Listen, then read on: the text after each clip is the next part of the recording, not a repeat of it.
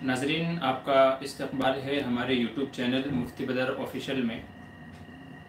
मैं आपका मेज़बान, आपका छोटा भाई मोहम्मद मामूर बदर, और आज हम हाजिर हैं अपने इतवार के लाइव सवाल जवाब प्रोग्राम को लेकर के। आज का प्रोग्राम थोड़ा सा लेट हो गया है, 10 बज गए हैं। असल में हमारे कुछ साथी आए हुए थे जो अब तक के सोशल मीडियाई दोस्त थे हमारे, यानी सोशल मीडिया पे व्हाट्सएप वगैरह पे उनसे दोस्ती थी, लेकिन बिल मुशाफा ऐसे मुलाकात उनसे नहीं हो पाई थी। तो आज वो यहाँ मुंबई आए हुए थे, तो उनसे बिल मुशाफा मुलाकात हुई है। तो उनकी मुलाकात की वजह से मैं लेट हो गया। उनमें सिर्फ फहरिस्त मुफ्ती अब्दुल कादिर साहब हैं, रांदेर सूरत से थे, और मुफ्ती इब्राहिम साहब उलियानी थे, और एक और हमारे साथी आए हुए हैं मोहम्मद आकिब अल अब्बासी, जो अहमदाबाद से आए हुए हैं। तो इन हज़रात की मुलाकात की वजह से मैं थोड़ा सा लेट हो गया हूँ। लेट हमारा प्रोग्राम रखा है। माशाल्लाह इन हज़रात से मुलाकात हुई है, साथ में बैठ के चाय वगैरह पी है, तो बड़ा अच्छा लगा, दिल को तसल्ली हुई, सुकून मिला। उलमा की मजलिस थी, महफिल थी, माशाल्लाह काफ़ी सारी बातचीतें हुई है, हंसी मजाक हुई है। ये हज़रात कई सारे इरादे से आए थे ये लोग, जिनमें से इनका एक इरादा था साबिक़ शेखुल हदीस मुफ्ती सईद अहमद साहब पालनपुरी नव्वरल्लाहु मरक़दहू की कब्र की ज़ियारत, जो हमारे करीब में यहाँ ओशिवरा मुस्लिम कब्रिस्तान है, वहाँ आराम फरमा है। तो ये हज़रात उनकी कब्र के लिए भी आए थे कि वे हज़रत की ज़ियारत कर लेंगे, चूँकि हज़रत वहीं मदफून हैं। और उम्मन चूँकि हज़रत का इंतकाल हुआ था पहले लॉकडाउन में, जिसमें बहुत ज़्यादा सख्ती थी, तो ज़्यादा लोगों को पता नहीं है कि हज़रत की कब्र कौन सी है। और ऊपर से हज़रत की वसीयत की वजह से कब्र पर कुतबा भी नहीं लगाया गया है कि जिसमें नाम वगैरह लिखा हुआ हो कि भाई ये हज़रत की कब्र है, नाम से पहचान लें। तो बेनामो निशान कब्र है, तो अक्सर लोगों को पता नहीं है। तो मुझसे रब्ता किया था कि आपको मालूम है तो आप तशरीफ़ लाएँ, आप आ जाएँ, तो मुलाकात भी हो जाएगी, हज़रत की कब्र का भी पता चल जाएगा। बहरहाल मैंने एक वीडियो भी बनाई है इंशाल्लाह कि भाई जो नए आने वाले हज़रात हैं, जिनको पता नहीं है कि हज़रत की कब्र कौन सी है, मुफ्ती सईद अहमद साहब पालनपुरी रहमतुल्लाह अलैह की, तो वो उसके मैंने वीडियो में बताया है। इंशाल्लाह उसको फॉलो करते हुए आप पहुँचेंगे तो सीधा कब्र पर पहुँच जाएंगे। बहरहाल तो ये लोग आए थे, हज़रत की ज़ियारत भी की, वहाँ पर जाकर के इसाले सवाब भी किया, फिर एक दो जगह और ये मुलाकात के लिए गए हुए थे। तो मुलाकात हुई है माशाल्लाह, और बड़ी अच्छी बड़ी उम्दा मुलाकात रही है। अब तक की तो सोशल मीडिया ही दोस्ती थी, और अभी बिलमुशाफा दोस्ती हो गई है, माशाल्लाह बड़ा अच्छा लगा। तो वो हज़रत बस अभी अभी रुखसत हुए हैं यहाँ से, अभी अभी यहाँ से निकले हैं सूरत गुजरात के लिए, इसलिए थोड़ा सा मुलाकात हो मतलब लेट हो गया हूँ प्रोग्राम के लिए, नहीं तो 9:30 बजे का प्रोग्राम रखने का हमारा इरादा था। तो खैर, ये हमारा आज की जो मजलिस है, सवाल जवाब की मजलिस है 87 ये हमारी मजलिस है। और देखते हैं कि आज के इस प्रोग्राम के अंदर किस भाई के हमारे क्या क्या सवालात हैं। तो कुरान सुन्नत की रोशनी में अपने मसाइल को हल कर लेते हैं। समझिए कि रमज़ान का मौका था, गुजर गया है, और रमज़ान के बाद अब नॉर्मल ज़िंदगी जैसे हम लोग पहले थे वैसे ही अब दोबारा हमारी लाइफ शुरू हो गई है। तो देखते हैं कि अब लोगों के आज के क्या सवालात हैं और किसके क्या वो हैं। जी मेहर, अस्सलाम वालेकुम मुफ्ती साहब। जी वालेकुम अस्सलाम। मोहम्मद साहिब, अस्सलाम वालेकुम। जी वालेकुम अस्सलाम। मुफ्ती साहब एक वाक़े की वजाहत फरमा दीजिए। नबी करीम सल्लल्लाहु अलैहि वसल्लम के ऊपर एक औरत कबाड़ा डाला करती थी। देखिए, हुज़ूर सल्लल्लाहु अलैहि वसल्लम के ताल्लुक़ से कई औरतों के सिलसिले में आता है, जैसे एक बुढ़िया का वाक़या है जो मक्का से बाहर जा रही थी, हुज़ूर ने एक गठड़ी उसकी अपने सर के ऊपर ले जाके रखी थी। तो ऐसे एक औरत के बारे में आता है कि वो हुज़ूर के ऊपर कूड़ा करकट फेंका करती थी। एक रोज़ जब नहीं डाला तो आपने पूछा भाई क्या वो उस बुढ़िया का जो कूड़ा और करकट मेरे ऊपर डाला करती थी, ये वाक़या जो आप पूछ रहे हैं। तो मालूम पड़ा कि वो बीमार है। हुज़ूर उसकी आदत के लिए तशरीफ़ ले गए। उसने जब ये देखा कि मैं जिसके ऊपर कूड़ा कचरा डालती थी वो मेरी मुलाकात के लिए आया है, तो वो ये देख करके मुसलमान हो गए। याद रखिए, इन दोनों वाक़यात को उलमा ने मनगढ़ंत कहा है कि दोनों को दोनों वाक़यात मनगढ़ंत हैं। वो जो बुढ़िया वाला वाक़या है, सुना है एक ज़ईफ़ा थी कि जो मक्का में रहती थी, और उस तरह उसके ऊपर एक नज़म भी बनाई हुई है, तो वो वाक़ई में मनगढ़ंत है। और ये कबाड़ा कचरा डालने वाले जिसके बारे में आप पूछ रहे हैं, ये भी गलत है। हाँ, ये है कि आपके पड़ोस में गालिबन अबू लहब की बीवी उम्मे जमील, अबू लहब की बीवी उम्मे जमील, जिसके बारे में सूरह लहब में है वम्राअतुहु हम्मालतल हतब, उसके बारे में आता है कि वो हुज़ूर सल्लल्लाहु अलैहि वसल्लम को तकलीफ़ देने के लिए आपके रास्ते में कांटे बिछा दिया करती थी, इस तरह की चीज़ें डाल दिया करती थी कि जिससे आपको तकलीफ़ हो। तो ये तो मिलता है, लेकिन जिस वाक़े का आप जिक्र कर रहे हैं कि रोज़ाना कचरा फेंका करती थी, तो इस तरह की किसी बुढ़िया का कोई वजूद नहीं है, कोई सबूत नहीं है। बिन्त अब्दुल वाहिद, मुफ्ती साहब मस्जिद कब शुरू होगी, मजलिस कब शुरू? अच्छा जी मैंने अर्ज़ किया कि थोड़ा सा आज लेट हो गया हूँ, उसकी वजह से मजलिस वगैरह हमारी शुरू हो गई है। سہیل عالم اللہ اکبر جی شکریہ. فاتحہ کرنا کیسا ہے؟ دیکھیے فاتحہ سے مراد یہ ہوتا ہے قرآن کریم پڑھ کر کے یا قرآن کریم کی کچھ صورتیں کچھ آیتیں پڑھ کر کے ہم اپنے مرحومین کو ایصال ثواب کرتے ہیں. اس میں کوئی حرج کی بات نہیں ہے، علماء نے اس کی اجازت دی ہے. کسی کو قرآن کریم پڑھ کر کے ایصال ثواب کرنا جائز ہے، اس کی اجازت ہے، اور مرحومین کو اس سے نفع پہنچتا ہے، فائدہ پہنچتا ہے. جیسے ہم میت کی طرف سے صدقہ خیرات کریں اسے ثواب پہنچتا ہے، میت کی طرف سے مسجد بنوا دیں اس کو ثواب پہنچتا ہے، میت کی طرف سے رفاہ عام کا ہم کوئی کام کروا دیں، کوئی مہمان خانہ بنا دیں، کوئی سرائے بنا دیں، کہیں نل لگوا دیں، کوئی پیڑ لگا دیں، کوئی بھی صدقہ خیرات کا ہم کام کرتے ہیں تو جیسے میت کو اس سے فائدہ پہنچتا ہے، ثواب ملتا ہے، تو ایسے ہی اگر ہم قرآن کریم کی آیتیں صورتیں پڑھ کر کے میت کو ایصال ثواب کرتے ہیں، علماء نے کہا ہے کہ یہ عمل جائز ہے. لیکن بس یہ اتنا ہی ہونا چاہیے کہ ہم نے سورہ فاتحہ پڑھی، سورہ اخلاص پڑھی، اور دوسری صورتیں جو ہم کو یاد آتی ہیں تو ان کو پڑھ کر کے ایصال ثواب کر دیا جائے تو پہنچ جاتا ہے. اس کے ساتھ میں جو لوگوں نے اور دوسری چیزیں ملائی ہوئی ہیں کہ سامنے اگربتی ہونی چاہیے، سامنے کوئی میٹھا ہونا چاہیے، اور سامنے پانی ہونا چاہیے، پھر ان پہ پڑھ کے دم کرو، پھونکو، پھر مخصوص طریقوں سے دعا مانگو. یاد رکھیے یہ فاتحہ کا طریقہ نہیں ہے. بس یہ ہے قرآن پڑھا اور اپنا دعا کر دی کہ یا اللہ جو میں نے پڑھا اس کا ثواب فلاں فلاں مرحوم کو پہنچا دے. بس یہ ہے ایصال ثواب کی حقیقت. اور اس کی جائز کی دلیل یہ ہے، فاتحہ جو آپ نے کہا ہے تو یعنی ایصال ثواب کرنا، اس کے جائز ہونے کی دلیل یہ ہے نبی کریم صلی اللہ علیہ وسلم کی ایک حدیث ہے، غالباً مجمع الزوائد کی روایت ہے کہ اقروا علی موتاکم یاسین، اپنے مرنے والوں پر یاسین پڑھا کرو. اقروا علی موتاکم یاسین، کہ اپنے مرنے والوں پر یاسین پڑھا کرو. مطلب یہ ہے کہ یاسین یا اس جیسی دوسری صورتیں پڑھ کر کے میت کو ایصال ثواب کیا جا سکتا ہے. جیسے روپیہ پیسہ صدقہ خیرات کرنے سے میت کو ایصال ثواب پہنچتا ہے، اس کا فائدہ پہنچتا ہے، تو ایسے ہی قرآن کریم کی آیتیں صورتیں پڑھ کر کے بھی میت کو ایصال ثواب ہوتا ہے. تو یہ فاتحہ کا طریقہ ہے اور یہ اس کی دلیل ہے. بنت عبدالواحد السلام جی وعلیکم السلام. آگے چلیے. محمد کہہ رہے مفتی صاحب کیا کھڑے ہو کر پانی پینا کیا ہے؟ کوئی کہتا ہے افضل ہے. دیکھیں صرف زمزم کا جو پانی ہے اس کو کھڑے ہو کر کے پینے کی بات آتی ہے، چونکہ حضور صلی اللہ علیہ وسلم سے اس کا کھڑے ہو کر کے پینے کے سلسلے میں روایت ہم کو ملتی ہیں. حضرت علی رضی اللہ عنہ سے بھی روایت ہے، اور حضور صلی اللہ علیہ وسلم کے تعلق سے بھی آتا ہے کہ زمزم کا پانی ہے جس کو حضور نے کھڑے ہو کر کے پیا. تو اس کے بارے میں علماء کہتے ہیں کہ مستحب ہے کہ زمزم کو کھڑے ہو کر کے پیا جائے. جائز دونوں طریقے ہیں، آپ بیٹھ کر کے پی لیں، کھڑے ہو کر کے پی لیں، جائز تو دونوں ہیں، لیکن مستحب یہ ہے کہ کھڑے ہو کر کے پیا جائے زمزم. زمزم کو چھوڑ کر کے جو نارمل پانی ہم لوگ پیتے ہیں اس میں سنت یہ ہے کہ بیٹھ کر کے پیے. سنت کیا ہے کہ بیٹھ کر کے پیے، کیونکہ کھڑے ہو کر کے پینے کی صورت میں سائنس کے اعتبار سے، آج سائنس اس کو پروف کرتا ہے کہ سائنس کے اعتبار سے کئی سارے نقصانات ہیں.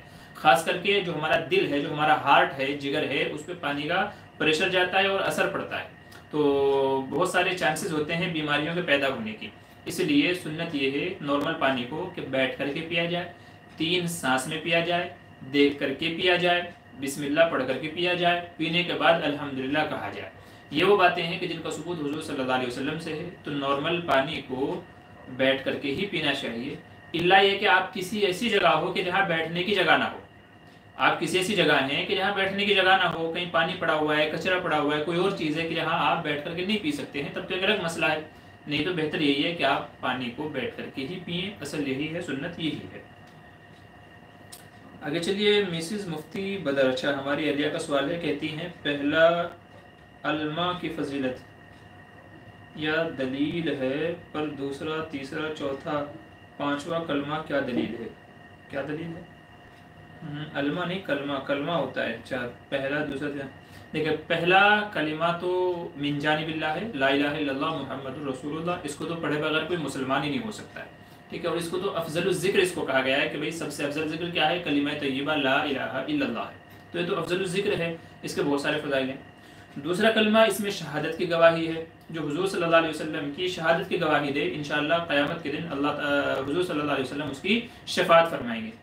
تیسرے کلمے کی بھی، تیسرا کلمہ جو ہم پڑھتے ہیں سبحان اللہ والحمدللہ ولا الہ الا اللہ واللہ اکبر، اس کی بھی بہت ساری فضیلتیں ہیں. خاص کر کے حضور صلی اللہ علیہ وسلم نے بازار وغیرہ میں پڑھنے کی اس کی بڑی فضیلت بیان فرمائی ہے کہ آدمی بازار کے اندر ہے یا کوئی اور ایسی جگہوں پر ہے کہ جہاں چیزیں آدمی کو دنیا میں مشغول کر سکتی ہیں، تو ایسی جگہوں پر تیسرا کلمہ پڑھنا چاہیے. تیسرا کلمہ پڑھنا چاہیے، اور یہ آدمی کے ذہن میں یکسوئی پیدا کرنے کے لیے، اللہ کا دھیان، دل جمی پیدا کرنے کے لیے بڑا معاون ہے، بڑا مفید ہے.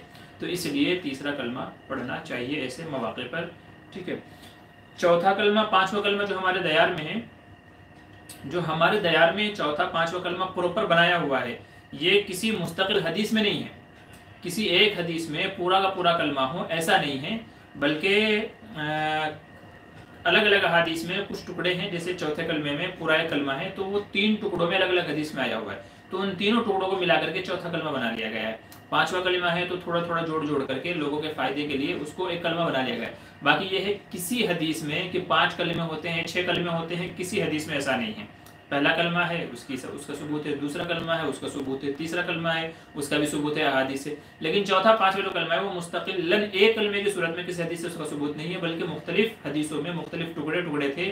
علماء نے کہہ لیجیے لوگوں کو یاد دہانی کے لیے یا لوگوں کے ایمان کو بنانے کے لیے، اللہ کے صفات لوگوں کے ذہن میں جمانے کے لیے اس کلمے کو ترتیب دیا ہے کہ لوگ اس کو پڑھیں گے، اس کے معنی سمجھیں گے تو ان کا ایمان و یقین مضبوط ہوگا، اللہ کی وحدانیت کے بارے میں، اللہ کی قوت و طاقت کے بارے میں، اللہ کی کبریائی اور عظمت کے بارے میں لوگوں کے دل میں دھیان پیدا ہوگا۔ اس وجہ سے یہ چوتھا اور پانچواں کلمہ ترتیب دیا گیا ہے۔ حدیث میں اتنا لمبا کلمہ کسی میں نہیں ہے، نہ چوتھا ہے نہ پانچواں ہے، ٹھیک ہے۔ تو اس لیے ان کی فضیلت کا بھی سوال پیدا نہیں ہوتا ہے، تو جب وہ کلمہ ہی نہیں ہے تو فضیلت اس کی کہاں سے آئے گی، ٹھیک ہے۔ باقی تیسرا، دوسرا، پہلا کلمہ ہے، ان کے بارے میں حدیث میں کئی ساری فوائد ان کے ملتے ہیں ان کے پڑھنے سے۔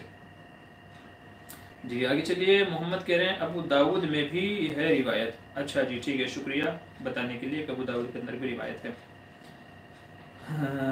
آگے چلیے، سا کہہ رہے ہیں اگر کسی فیمیل کا انٹرسٹ میل کے ساتھ فیمیل یا فیمیل میں بھی ہو، ان کے ساتھ بدفعلی کی ہے جس سے رشتہ ہو نہ ہو تو توبہ کرتی ہوں، مگر اگر ایسی توبہ کر لی جائے پھر کبھی اس گناہ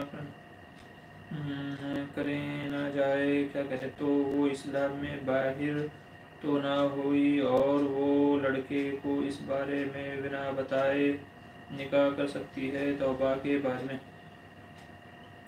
اگر کسی فیمیل کا انٹرسٹ میل کے ساتھ فیمیل یا فیمیلز میں بھی، دیکھیے جو آپ نے جو یہ جنسی جو مسئلہ آپ نے ذکر کیا ہے، یعنی کسی عورت کیا جیسے مرد کے ساتھ بدفعلی کرتا ہے، تو اسی عورتوں میں بھی عورتوں کی طرف اٹریکشن ہوتا ہے، جسے انگلش میں لیسبین جس کو کہا جاتا ہے، انگلش کا ورڈ ہے لیسبین جس کو کہا جاتا ہے، مطلب یہ ہے کہ ان کو مردوں میں انٹرسٹ نہیں ہے، عورتوں میں، یعنی عورت کو عورت میں انٹرسٹ ہوتا ہے۔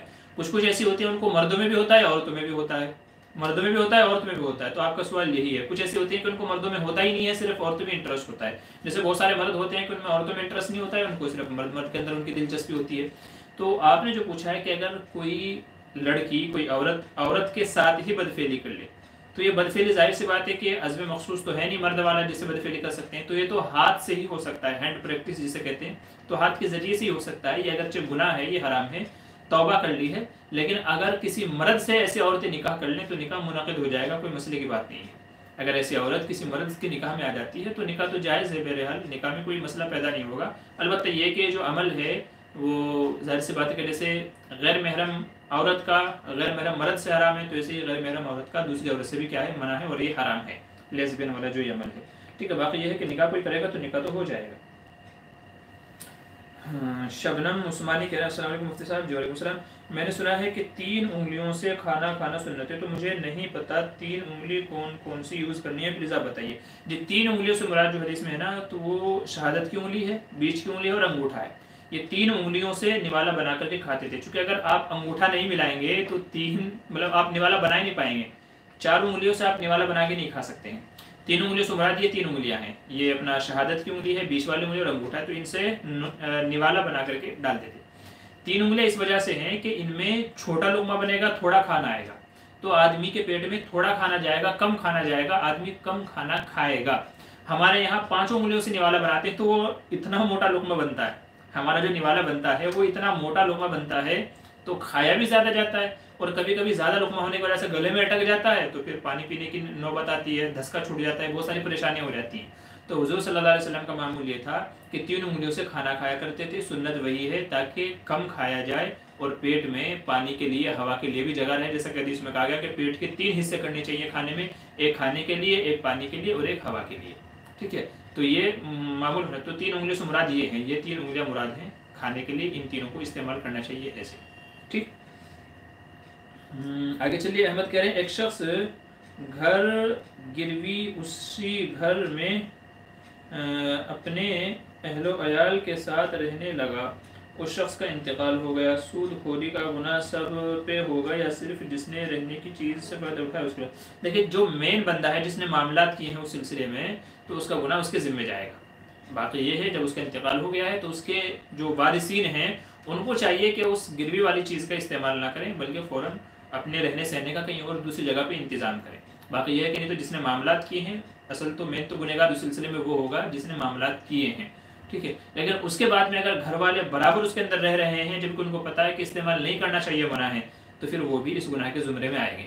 تو اس لیے جیسے ہی اس شخص کا انتقال ہو جائے اپنے رہنے کا انتظام کہیں اور کریں. جس کا گھر گروی ہے اس کو خالی چھوڑیں, چونکہ حدیث میں رہن اور گروی رکھی ہوئی چیز سے فائدہ اٹھانے کو حرام کہا گیا ہے اور سود کہا گیا ہے.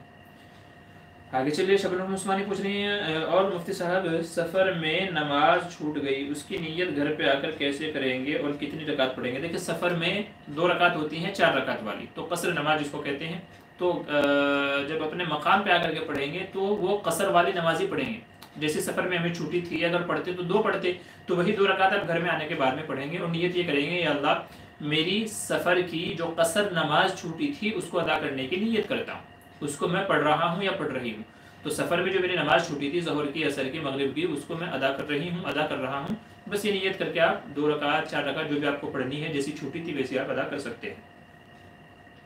مہر کرے مفتی صاحب اگر نماز میں وسوسے آتے ہیں اور کتنی رکعت ہوئی بھول جائے تو کیا کرے؟ دیکھیں ایسی صورت میں نماز میں علماء فرماتے ہیں کہ عقل یعنی کم کے مطابق فیصلہ کرے. اگر کسی کو شک ہو گیا نماز میں کہ 4 رکعت ہوئی ہے کہ 3, تو ایسی صورت میں 3 رکعت کی بنیاد بنائی جائے گی, چونکہ یہ کم ہے تو کم جو بھی رہے گا اس پہ فیصلہ کریں گے. تو اگر 3 رکعت ہوئی ہے کہ 4, 3-4 میں شک ہے تو 3 رکعت مان کر کے 1 رکعت اور پڑھیں گے. اور اگر 3 اور 2 میں شک ہے کہ 2 ہوئی ہے کہ 3 ہوئی ہے تو ایسی صورت میں 2 کا فیصلہ کریں گے. ایسی صورت میں 2 کا فیصلہ کریں گے.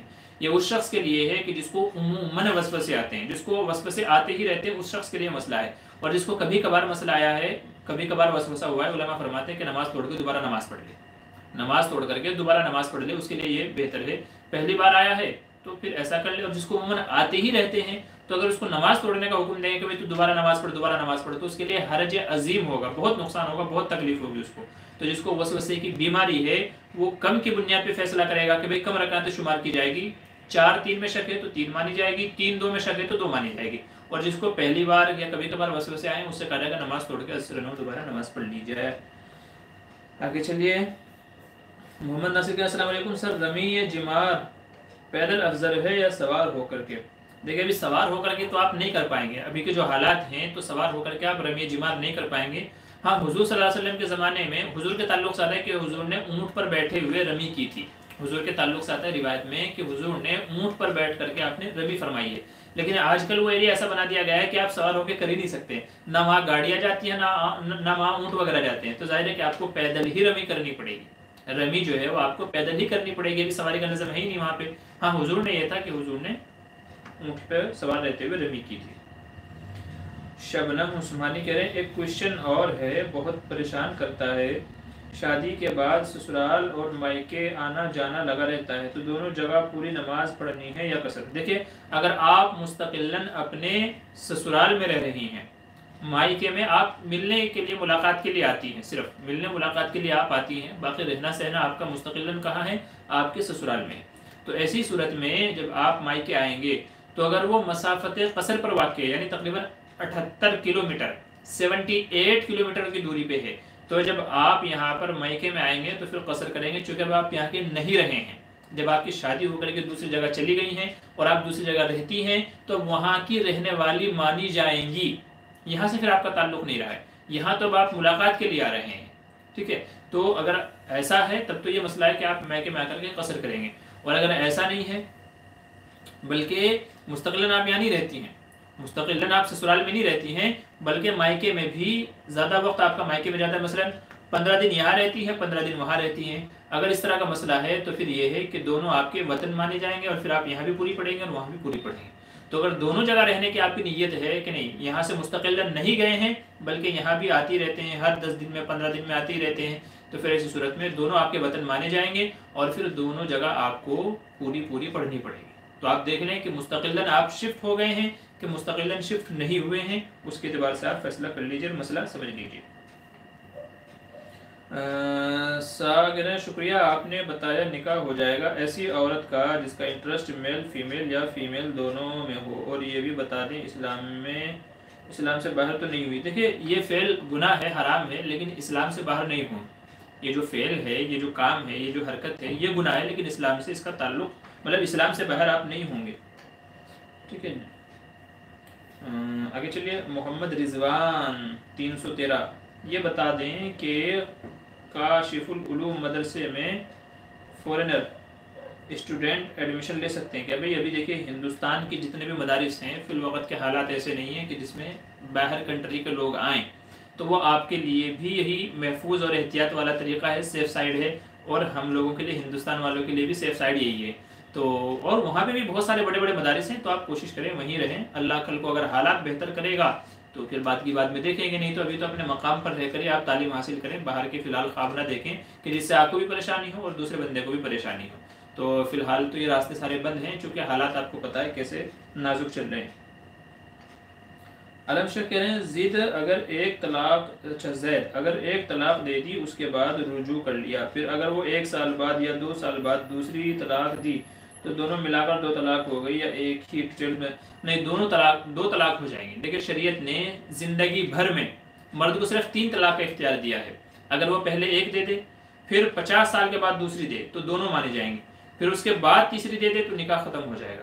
تو زندگی بھر میں 3 ہی طلاق کا اسے اختیار ہے، چاہے ایک بار میں دے اور چاہے الگ الگ کر کے دے۔ تو جب بھی 3 طلاق کی ہو جائے گی تو نکاح ختم ہو جائے گا، پھر نکاح دوبارہ نہیں ہوگا حلالے کے بغیر میں، ٹھیک ہے۔ تو آپ آج ایک دی ہے، 2 سال کے بعد ایک دی ہے تو ٹوٹل 2 ہو گئے، پھر 2 سال کے بعد ایک دی ہے تو ٹوٹل 3 ہو گئے، نکاح ختم ہو گیا آپ کا، ٹھیک ہے۔ تو زندگی بھر صرف 3 طلاق کا اختیار ہے، جب بھی دے گا چاہے وہ کتنی بھی مدت میں دے، ایک ساتھ دے، الگ الگ کر کے دے، 3 کی تعداد جہاں پوری ہوئی نکاح ختم ہو جائے گا۔ آگے چلیے، اور یہ بھی بتا دیں نکاح کرتے لڑکے کو اس ماضی کے گناہ کے بارے میں بتانا ضروری تو نہیں؟ نہیں ضروری نہیں ہے، بلکہ گناہوں کا اظہار نہ کرے تو زیادہ اچھا ہے۔ اپنے گناہوں کا اظہار نہ کریں تو زیادہ اچھا ہے، کیونکہ آپ اپنے گناہوں کا اظہار کر کے اپنے خلاف گواہ بنا رہے ہیں، اپنے خلاف آپ ایویڈنس تیار کر رہے ہیں۔ تو اس لیے اصل اللہ سے معافی مانگنا ہے، اللہ سے آپ معافی مانگیں، اللہ معاف فرما دیتا ہے، بے شک اللہ معاف کرنے والا ہے۔ تو بندے کا اور اللہ کا معاملہ ہے، تو آپ نے جس کے ساتھ کیا ہے اس سے بھی معافی مانگے اور اللہ سے بھی معافی مانگے، باقی اس کو بتانا ضروری نہیں ہے، کیونکہ ہو سکتا ہے بتانے کی صورت میں آپ کے لیے غلط نتیجہ نکلے، کیونکہ ہر شوہر لائق اعتبار نہیں ہوتا، ہر شوہر ایسا نہیں ہوتا جو آپ کی بات پہ بھروسہ کر کے آپ کے ساتھ اچھے سے زندگی گزارے۔ کچھ لوگ شکی ہوتے ہیں، اگر آپ نے بتا دیا تو آپ خود اپنے پیروں پہ کلاڑی مار لیں گے، اگر وہ کچے دماغ کا یا کچے کان کا نکلا، سمجھدار نہ ہوا تو۔ اگر وہ سمجھدار نہیں ہوا تو آپ اپنے ہاتھوں اپنی زندگی برباد کر لیں گے، تو اس لیے بتانا ضروری نہیں ہے، نہ بتائیں تو زیادہ اچھا ہے، یہ میری ذاتی رائے ہے اور ذاتی مشورہ ہے آپ کو۔ آگے چلیے، احمد پوچھ رہے ہیں جتنے دن گروی والے گھر میں رہے اتنا کرایہ دینے سے سود کا گناہ معاف ہوگا یا صرف توبہ سے؟ دیکھیں توبہ بھی ضروری ہے، توبہ بھی ضروری ہے، اور بہتر ہے کہ جتنے دن اس میں رہے ہیں اتنا کرایہ بھی اللہ کے راستے میں صدقہ خیرات کر دیں۔ غالباً ایک حدیث میں ہے، ابن عباس سے شاید کسی نے ذکر کیا کہ جی میرے پاس کسی نے گھوڑا گروی رکھا تھا، میں اس پہ سوار ہو گیا تو میں کیا کروں؟ تو آپ نے فرمایا کہ اتنا کچھ صدقہ خیرات کر دیں، جہاں تک مجھے یاد پڑتا ہے۔ تو اس لیے بہتر یہ ہے کہ آپ صدقہ خیرات بھی کر دیں اور ساتھ میں معافی بھی مانگیں۔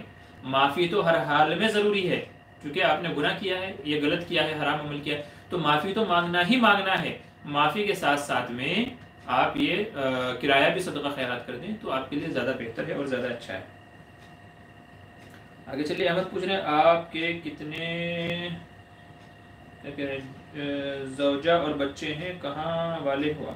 دیکھیں میں ممبئی میں رہتا ہوں اور شادی شدہ ہوں، ایک ہی وائف ہے میری، ٹھیک ہے، اور فی الحال بچے نہیں ہیں۔ ویسے تو یہ کہ ذاتی سوالات آپ نہ کریں تو زیادہ اچھا ہے، لیکن پھر بھی آپ لوگوں کی انفارمیشن کے لیے فی الحال اولاد تو نہیں ہے، اللہ کی طرف سے جو ہے دیری ہو رہی ہے، اس کی حکمت ہے، اس کی مصلحت ہے، باقی یہ ہے میں شادی شدہ ہوں، فی الحال ایک ہی وائف ہے۔ ہندوستان والوں کی ایک ہی وائف ہوتی ہے، کوئی خوش نصیب ہوتا ہے ایسا جس کو 2-3 وائف ہوتی ہیں، لیکن 2-3 وائف ہونے کے بعد میں اس کے گھر میں پھر خوش مزاجی نہیں رہتی ہے، جھگڑے شروع ہو جاتے ہیں۔ وہ کوئی بندہ کہہ رہا تھا کہ بھائی عورت سب کچھ برداشت کر لے گی لیکن سوتن برداشت نہیں کر سکتی. تو یہ ہمارے ہندو پاک کا مزاج یہی ہے کہ یہاں سوتنوں کا رواج نہیں ہے, یہاں 2-3 شادیوں کا رواج نہیں ہے, اور جن کی ہو گئی ہے ان کی زندگی عذاب بنی ہوئی ہے الا ماشاء اللہ. اگر بیویاں دونوں سمجھدار آ رہے ہیں تو ایک الگ بات ہے, نہیں تو ہمارے یہاں 2-3 کا رواج نہیں ہے, ہمارے یہاں ایک ہی کا رواج ہے. وہ رواج جو ہوا ہے تو پٹھانوں میں ہے یا سعودی قطر دوسرے ممالک ہیں, افریقن کچھ ممالک ہیں, تو وہاں اس کا رواج ہے کہ لوگ اس کو مائنڈ نہیں کرتے ہیں, وہاں نارمل بات ہے. تو اس لیے آپ یہ سوال ہی آپ کا بنتا ہی نہیں ہے سوال کہ آپ کی کتنی وائف ہیں, خود ہی سمجھ جانے کہ بھائی وائف ایک ہی ہوگی, ٹھیک ہے. تو یہ خود ہی سمجھ جانے کا. اچھا ماجد انصاری کہہ رہے ہیں السلام علیکم. جی وعلیکم السلام. حضرت لڑکے لمبے بالوں کے باندھ کر نماز پڑھ سکتے ہیں کیا؟ لڑکی کہہ رہے ہیں کہ لڑکا کہہ رہے ہیں, آپ لڑکے کہہ رہے ہیں کہ لڑکی کہہ رہے ہیں, دونوں سیم طریقے سے لکھا جاتا ہے, لڑکی بھی اور لڑکی بھی. بہرحال عورتیں تو چوٹیاں بنا کر کے اپنی نماز پڑھیں گی, لیکن اگر کسی مرد کے لمبے بال ہیں تو پھر اس کو چوٹی نہیں باندھنی ہے, اور ان کو بالوں کو باندھنا بھی نہیں ہے, بلکہ بال کھلے رکھنے ہیں, کھلے رکھ کر کے ہی نماز پڑھیں تاکہ بال بھی زمین پر سجدہ کریں. تو لڑکوں کو کہہ رہا ہوں, لڑکوں کو بالوں کو باندھنا نہیں ہے اگر کسی کے لمبے بال نہیں, بلکہ کھلے ہی رہنے دینا ہے. عورتوں کی مرضی ہے, عورت تو بلکہ اگر کھلے رکھے گی تو وہ تو باہر دکھ جائیں گے, نماز ہی نہیں ہوگی. عورتوں نے چوٹی وغیرہ باندھ کر کے یا کسی اور ذریعے سے باندھ کر کے پیچھے لٹکا کر کے نماز پڑھے. تو عورتوں کے لیے احتیاط یہ ہے, مردوں کے لیے یہ ہے کہ بھائی بال کھلے رکھ کر کے نماز پڑھیں.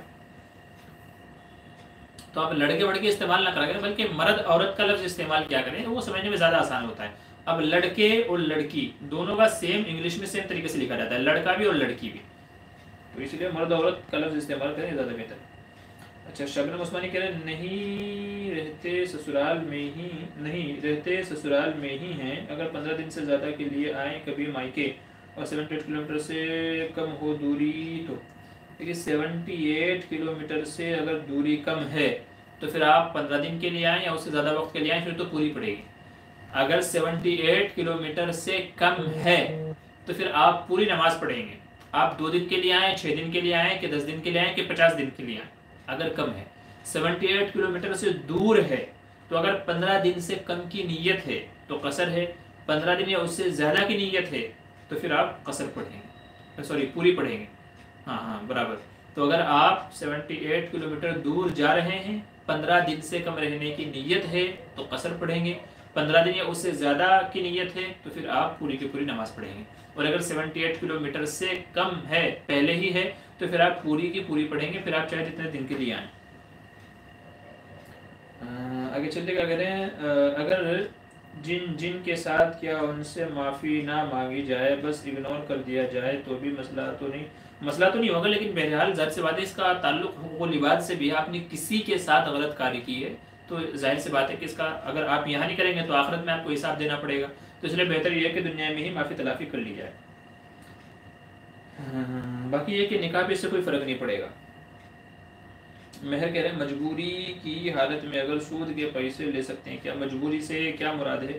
اگر گھر میں کھانے پینے کے بھی مسئلے ہیں, کسی کے یہاں دوائی علاج کے لیے بھی پیسے نہیں ہیں, گھر میں کھانے پینے کے لیے راشن پانی کے لیے بھی پیسے نہیں ہیں, تو پھر سودی رقم لینے کی علماء نے گنجائش دی ہے. لیکن اگر سب اچھا چل رہا ہے, ماشاء اللہ چل رہا ہے, پھر آپ اپنی ضرورت کے لیے نہیں, خواہشوں کے لیے, خواہشوں کو ضرورت کی لسٹ میں شامل کر کے آپ اگر چاہتے ہیں تو پھر آپ کے لیے جائز نہیں ہوگا. علماء نے صرف اسی صورت میں اجازت دی ہے جبکہ گھر میں دوائی علاج کے لیے بھی پیسے نہ ہوں, گھر میں راشن پانی کے لیے بھی پیسے نہ ہوں, اور کہیں سے آپ کو ادھار مل بھی نہ سکتا ہو, صرف سود پہ ہی مل رہا ہو, تو اجازت ہے, نہیں تو اجازت نہیں ہے. تبلیغ میں جانا اور تبلیغ کا کام کیسا ہے؟ فی نفسی تو اچھا کام ہے تبلیغ میں جانا. تبلیغ میں کیا سکھاتے ہیں بھائی؟ اللہ سے جڑنا, رسول اللہ صلی اللہ علیہ وسلم کی سنتوں کو, اور کہہ لیجیے نمازوں کی پابندی ہوتی ہے, قرآن سیکھنے سکھانا ہوتا ہے, تو بظاہر تو اس کے اندر کوئی خرابی نہیں ہے. ہاں وہاں جا کر کے آپ اگر کوئی غلط چیز آپ کے مائنڈ میں اگر آ جاتی ہے, جیسے کچھ لوگ ہوتے ہیں کہ وہ اپنے آپ کو پھر ترہ مخا سمجھنے لگتے ہیں, وہ سمجھتے ہیں میں چلا 4 مہینے میں جا کے عالم مفتیوں سے بھی بڑھ گیا ہے, تو وہ چیز غلط ہے. باقی یہ ہے کہ فی نفسی جائز کام ہے, آپ جانا چاہیں تو چلے جائیں, نہیں جانا چاہتے ہیں تو کوئی زبردستی نہیں ہے. باقی یہ ہے کہ جا سکتے ہیں. سہیل عالم کہہ رہے ہیں کیا جو کام غصے سے نہیں وہ پیار سے ہو سکتا ہے؟ جی بالکل ہو سکتا ہے, بلکہ آدمی جو ہے وہ محبت کی بات زیادہ سمجھتا ہے, پیار محبت کی. اگر آپ غصہ دکھاؤ گے تو سامنے والا بھی غصے میں آ جائے گا, نتیجہ کیا ہوگا؟ دونوں طرف سے گرم ہوگا تو شارٹ سرکٹ ہوگا, نقصان ہی ہوگا. ٹھیک ہے, پیار محبت کی بات زیادہ سمجھتی ہے. انداز بیاں اگرچہ بہت خوب نہیں ہے, شاید کہ اتر جائے تیرے دل میں میری بات, اور حضور نے کہا گیا ان من البیان لسحرا, بعض باتیں جادو ہوتی ہیں, مطلب جادو کی طرح اثر ہوتی ہیں, تو وہ پیار محبت والی ہی ہوتی ہیں. پیار محبت سے، عاجزی سے آپ کسی سے بھی بات منوا سکتے ہیں، غصے میں آپ نہیں بات منوا سکتے، چونکہ آج کے دور میں کوئی کسی سے کم نہیں ہے، کسی کے پاس کسی چیز کی کمی نہیں ہے، تو وہ کیوں آپ کا غصہ سہے گا، کیوں برداشت کرے گا آپ کا غصہ؟ کوئی آپ کی اجارہ داری تھوڑا ہی ہے، کوئی اور اس نے آپ سے قرض لے رکھا ہے، کیوں آپ کی بات مانے گا وہ غصے میں؟ اگر آپ غصے میں تو سامنے والا بھی غصے میں ہے، کوئی ادھار تھوڑا ہی کھا رکھا ہے آپ کا جو آپ کی بات برداشت کرے گا۔ ہاں پیار محبت میں، انسانیت میں سب مانتے ہیں، تو پیار محبت میں ہی باتوں کو سولو کرنے کی کوشش کرنی چاہیے۔ داڑھی رکھنا سنت ہے یا فرض ہے یا پھر واجب ہے؟ جی داڑھی رکھنا واجب کے درجے میں ہے، سنت ہے لیکن سنت مؤکدہ ہے جس کو علماء نے واجب کے درجے میں مانا ہے۔ تو داڑھی رکھنا واجب ہے، مطلب یہ کاٹنے والا گنہگار ہوگا، ایک مشت رکھنا یہ ضروری ہے، واجب ہے، اور اس سے کم اگر کوئی کاٹتا ہے تو پھر وہ کیا ہوگا، گنہگار ہوگا۔ تو داڑھی رکھنے کا حکم واجب کے درجے میں ہے، یہ شعار ہے، تو یہ شعار ہے اسلامی شعار جس کو باقی رکھنا ضروری ہے۔ اقامت میں جو قد قامت الصلاۃ، اس کے جواب میں کیا کہیں گے؟ قد قامت الصلاۃ کے جواب میں کہیں گے صدقتا و بررتا۔ کیا کہیں گے؟ صدقتا و بررتا۔ میری اسپیشل ویڈیو ہے اس کے اوپر کہ اقامت کا جواب کیسے دیں گے، تو وہاں سارے الفاظ کو میں نے بتایا، اس کے بارے میں بتایا، ٹھیک ہے۔ تو قد قامت الصلاۃ، قد قامت الصلاۃ کے بارے میں کہیں گے صدقتا و بررتا، کہ تم نے سچ کہا اور کامیاب ہو گئے، تو صدقتا و بررتا قد قامت الصلاۃ کے جواب میں کہا جائے گا۔ آگے چلیے، ماجد انصاری کہہ رہے ہیں جو لڑکوں کے لیے معلوم کیا ہے، شکریہ، ٹھیک ہے ذرا، جی ٹھیک ہے، چلیے۔ اشرف المخلوقات کا کیا ارتھ ہوتا ہے؟ اشرف المخلوقات کا مطلب ہوتا ہے تمام مخلوقات میں سب سے افضل، سب سے اشرف، سب سے زیادہ عزت اور مرتبے والا، وہ کیا ہے؟ وہ انسان ہے۔ تو اللہ کی جو بھی مخلوقات ہیں، جیسے جانور ہیں، چرندے، پرندے، درندے، شیر، بگھیرے، ہاتھی، اونٹ وغیرہ، سب اللہ کی مخلوقات ہیں۔ ان میں اشرف کے معنی ہے شرافت والا، عزت والا، مرتبے والا، عظمت والا، وہ انسان ہے۔ تو اشرف المخلوقات جب بھی بولا جاتا ہے، اس سے مراد ہوتا ہے انسان، کہ یہ سب سے اشرف ہے۔ چونکہ آدم علیہ السلام کو جب اللہ تعالیٰ نے تمام فرشتوں سے سجدہ کروایا تو سمجھ میں یہ آ گیا کہ اللہ کی ذات کے بعد میں اس کی مخلوقات میں یہ سب سے افضل ہے، تبھی اس کو سجدہ کرنے کا حکم دیا جا رہا ہے۔ تو اشرف المخلوقات سے مراد ہم انسان ہیں، ٹھیک ہے۔ عاطف اسلم کے السلام علیکم مفتی صاحب۔ وعلیکم السلام۔ آج کل بندی کے کیا کہتے ہیں، بینڈی کے سسٹم کیوں نہیں، جبکہ لوگ آج کل بھی سالوں تک باہر رہ جاتے ہیں؟ اچھا، غلام باندیوں کا ہے یہ۔ دیکھیں اصل میں غلام باندی جو آپ کہہ رہے ہیں، غلام باندیوں کا رواج ہے، یہ اسلام کے مزاج کے خلاف ہے۔ غلام باندیوں کا یہ رواج ہے، یہ اسلام کے مزاج کے خلاف ہے، چونکہ غلام باندیوں کو اللہ کی آزادی کا وہ حق حاصل نہیں ہوتا ہے آزادی کے ساتھ میں جو ایک آزاد مرد کو ہوتا ہے۔ مثال کے طور پہ میں آزاد ہوں، میں جو چاہے کر سکتا ہوں، جو چاہے کھا پی سکتا ہوں، جو چاہے پہن سکتا ہوں، جہاں چاہے اپنی مرضی سے جب چاہے جا سکتا ہوں۔ غلام باندی کا یہ ہے کہ جب تک کہ مالک نہیں بولے گا وہ کہیں جا نہیں سکتا ہے، کھا پی نہیں سکتا ہے، اپنی مرضی سے کچھ کام نہیں کر سکتا ہے۔ غلام باندی اپنے مالک کا وفادار ہوتا ہے، جب تک کہ وہ نہیں بولے گا وہ کچھ نہیں کرے گا۔ تو یہ اسلام کے مزاج کے خلاف ہے کہ ادھر نماز کا وقت ہو رہا ہے، آدمی کو نماز کے لیے جانا چاہیے، مگر وہ غلام ہے تو نہیں جا سکتا، کیونکہ مالک نے اجازت نہیں دی ہے کہ جا کر کے تو نماز پڑھے۔ مالک اگر روک دے گا اس کو رکنا پڑے گا، مجبور ہو جائے گا وہ۔ تو یہ اسلام کے مزاج کے خلاف ہے، اس لیے اسلام نے آہستہ آہستہ اس آنے والے رواج کو ختم کر دیا، غلام کو بھی، باندیوں کو بھی۔ حضرت عمر فاروق رضی اللہ عنہ کا مقولہ ہے کہ لوگ تو آزاد پیدا ہوتے ہیں، بچہ جب ماں کے پیٹ سے پیدا ہوتا ہے تو وہ آزاد پیدا ہوتا ہے، تو کہ لوگ تو آزاد پیدا ہوتے ہیں، تم نے کب سے ان کو غلام بنانا شروع کر دیا۔